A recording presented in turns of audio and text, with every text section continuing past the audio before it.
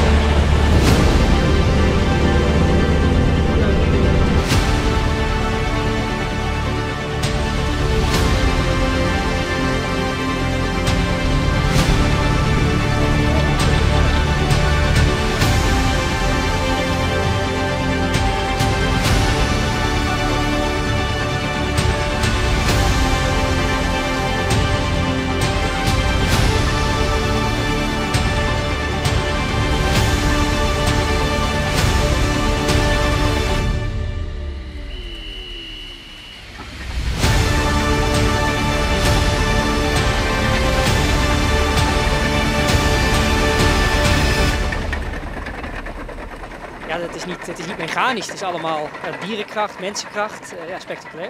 Ja, vooral die paarden, de kracht die eruit komt en dat ze hier de beeld op gaan en een stukje terug ook. Gewoon mooi om te zien. Interessant, wirklich zeer interessant.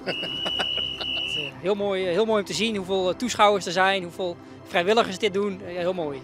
Ja, ik vond het heel leuk om weer te zien. Vroeger als klein kindje gingen we altijd hier naartoe en lang geleden, maar nu weer gezien, dus wel leuk.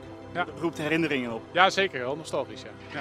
Ja, dat zoveel vrijwilligers zich hiervoor inspannen iedere keer weer. Dat is top. Ja. Na aanleiding van de demonstratie komen de vrijwilligers bijen voor een nijzit in het dorpscafé.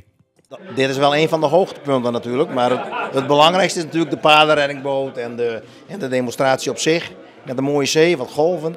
En veel mensen, veel publiek, dus dat is altijd prachtig om mee te maken, zeg maar. Hoe die kracht erachter zet van die paarden, dat is gewoon mooi. Ja, en al vanaf jongs af aan ga ik al met. Dus echt vanaf, ik denk al vanaf dat ik 5 bij mama op de rug met ging. En dan kijken en vanaf mijn 10e voor de eerst een bus in de handen had om geld op te halen. Ja. Ja, zoals je ziet, veel enthousiasme. Bij iedere oefening zijn er 50, 60 vrijwilligers die actief in de verschillende disciplines om het spul draaiende te houden. Met de paarden, walpersoneel, boot, verkeersregelaars, collectanten. Ja, en dat is enorm wat een aanwas ook van jeugd betrokken bij de paardenreddingboot. Dus wij voorzien voor nu nog een vrij lange voortzetting van dit geheel. Maar, zeg ik erbij, zoals we hier zitten, het belangrijkste is natuurlijk de paarden. Voldoende paarden die dit werk kunnen doen, willen doen. En de voerlui met de paarden.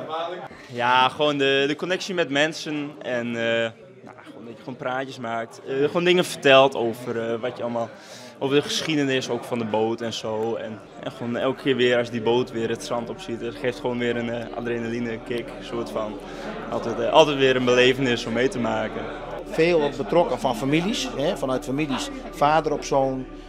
Ja, het is toch een overdracht van het culturele erfgoed op het eiland. En het heeft een enorme impact ook vanuit het verleden. Redden van mensen, roeien in de roeireddingboot. Hè. Mijn opa heeft dat ook nog gedaan. Paarden, boerderij met de paardenreddingboot. Ja, dat zit eigenlijk ook een beetje in ons bloed. Dus dat is fantastisch.